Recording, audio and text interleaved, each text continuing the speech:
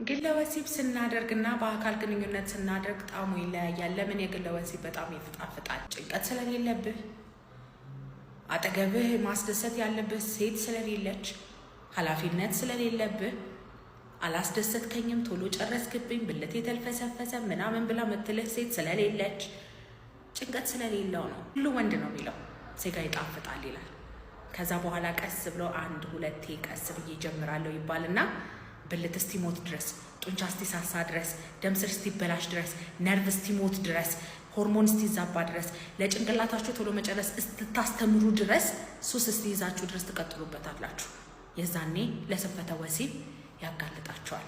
ዞሮ ዞሮ ሴት መፈለግህ አይቀርም። ዛሬ ባትፈልግ ነገ ትፈልጋለህ። አንድ ወንድ ትዳር መመስረቱ ግዴታ ነው። የዛኔ ግን ቶሎ ትጨርሳለህ። ብልት ይልፈሰፈሳ፣ ኮተቱ ብዙ ነው የሚሆነው። ሴጋ መምታት ለስንፈተ ወሲቦች የመጀመሪያ አጋላጭ የሆነ ነገር ነው።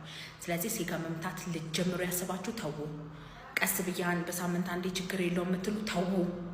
የጀመራችሁ አቁሙ። ከዛ በኋላ ደግሞ ጀምራችሁ ስንፈተ ወሲብ ያመጣባችሁ ወንዶች መታችሁ መታከም ትችላላችሁ። በማንኛውም ስንፈተ ወሲብ መታከም ከፈለጋችሁ ባዮ ላይ ባለው ስልክ ቁጥር ደውላችሁ ቀጠሮ ማስያዝ ትችላላችሁ። በሬ ሁልጊዜ ክፍት ነው።